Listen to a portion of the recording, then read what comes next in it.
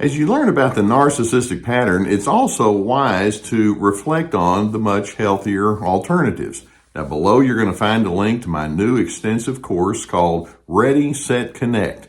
It addresses both the mindset and the skills involved in gratifying relationships, and I hope you'll find it to be quite therapeutic.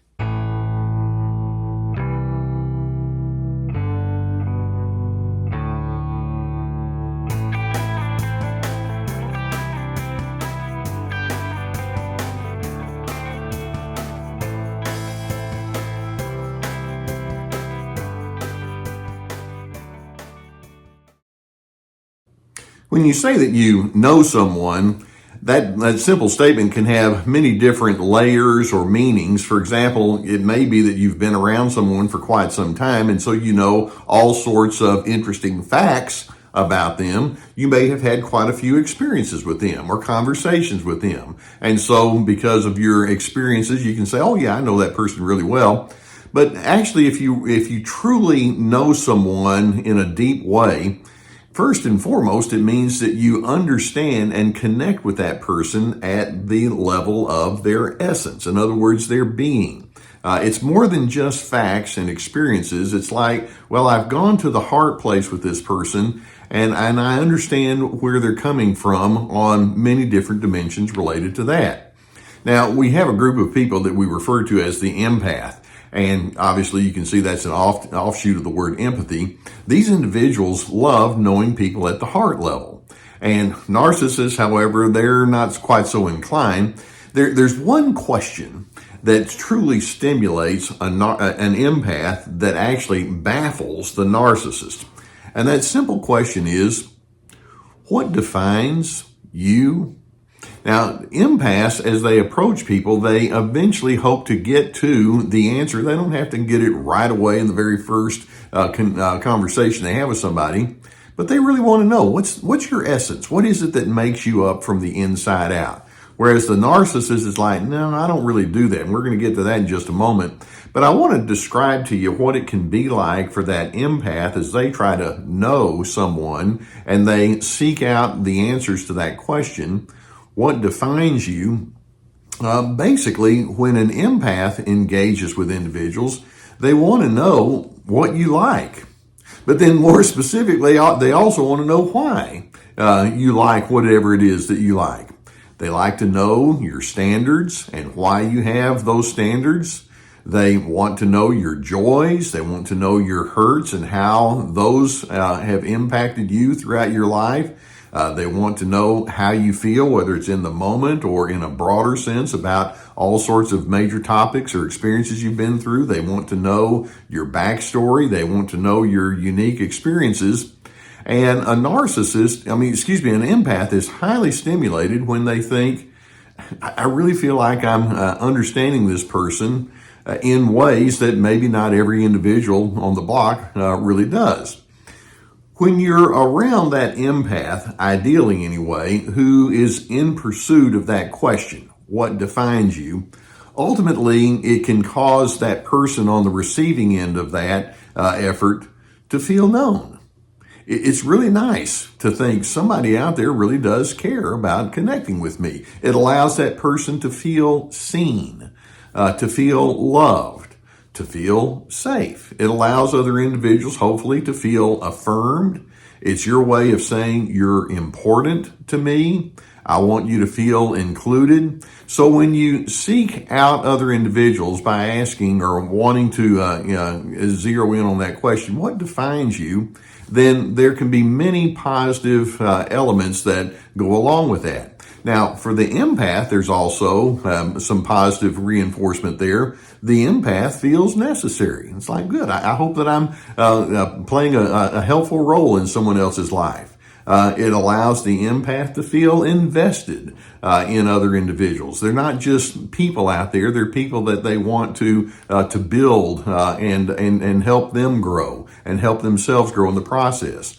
The empath feels gratified as they know other individuals. They have a sense that says, I want to break down barriers because I want people to know that they matter. I'm going to give them respect. I want to come to terms with their sense of dignity. Now, When you zero in with that question, what defines you, and then you relate it to the narcissistic pattern of thinking, you realize they approach that question in an entirely different mindset. Narcissists, because they have such a selfishness and they're defined by their selfishness, their sense of entitlement, their need for control, their attitude of superiority, they think of other individuals in terms of utility. When narcissists get to know someone else, they're thinking, how can you be useful to me? And so to them, relationships are more of a transaction. And then if you don't prove to be as utile to them as they had originally wished, you're going to be dismissed. I want you to think in contrast to the empath, how many times, what you felt, in the many times that you've engaged with that narcissist. And commonly, I'll hear comments from people that'll say, well, when I'm with the narcissist, I don't feel known at all. I certainly don't feel accepted, or if the acceptance is there, it's based on me living up to their tight conditions. People who are in the presence of a narcissist think, well, I'm afraid to say or do something wrong because as they know, some of my flaws or imperfections are just distinctions. I'm going to get judged. The hammer's going to come down. Many times people, when they're in the presence of a narcissist, will say, well, I just feel invisible. They don't seem to really get me. They don't really seem to care. And so when you think of that question, what defines you, the narcissist, as they interact with others, it's like, I don't think in those terms. Again, it's all about utility. And one of the primary elements that defines narcissists and their pattern of living is, in their mind, they think that people are defined from the outside in, rather than being defined from the inside out. You see, narcissists learn very early on. It's all about the exterior.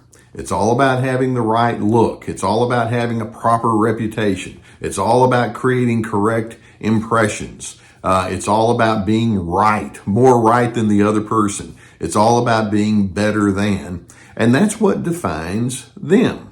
And so as if you were to ask a narcissist the question, what defines you? And if they could be honest, the answer would be, well, they're defined by the masks that they wear.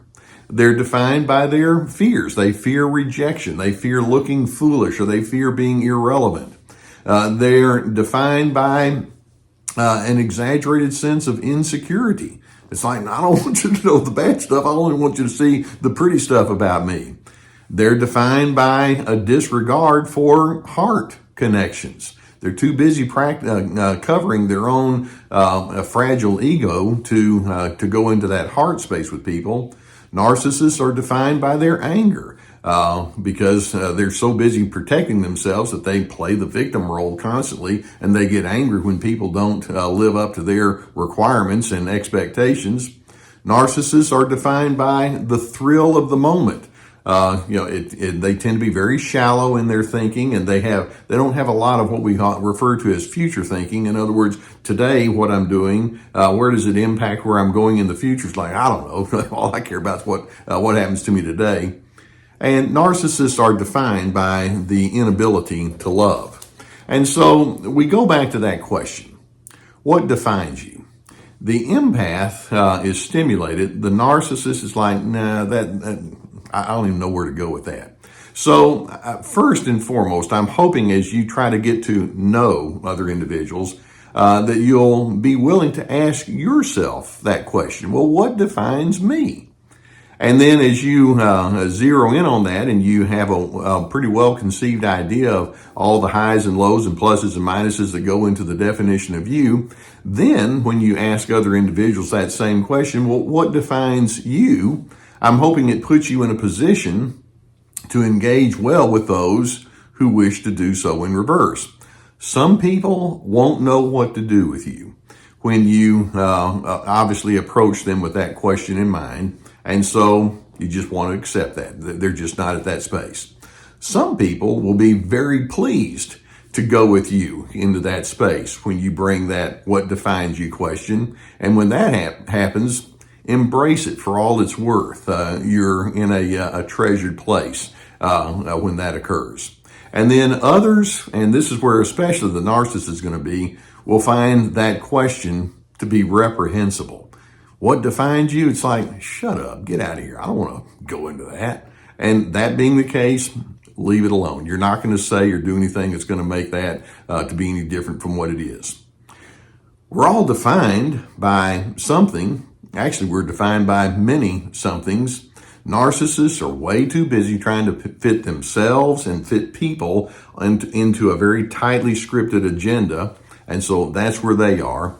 But I'm hoping that you, on the other hand, can have a sense that says, well, I like to know what my definition is. I like to know what others' definition is. And the cool thing is, throughout life, that definition of myself and the definition that others have of themselves is constantly evolving, which means that as we engage with each other, we're able to grow when we continue to seek out the answer to that question.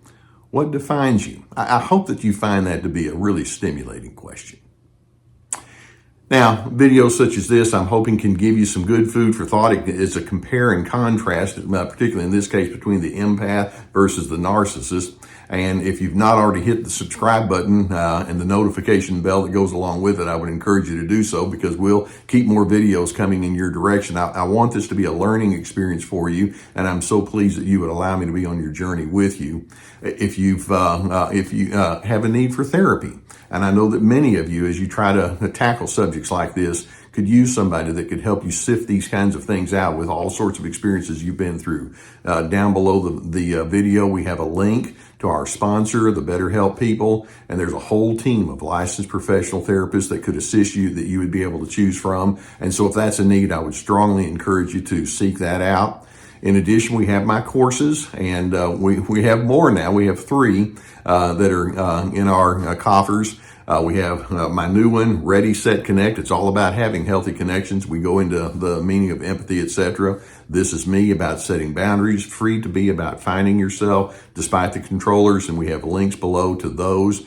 And they're very extensive, with many videos, lessons, and written materials that go along with it. So look into that if you would find a desire to use that as a therapeutic means for yourself. And then we have my books and other resources below. I do want you to be an ongoing learner, and as you are able to make the discernment between the empath and the narcissist, I hope that it helps you to define yourself all the more in a healthy kind of way. And in doing so, it allows you to become, or hopefully will stimulate you to become, a person of real positive influence, and then ultimately it can take you to your place of peace.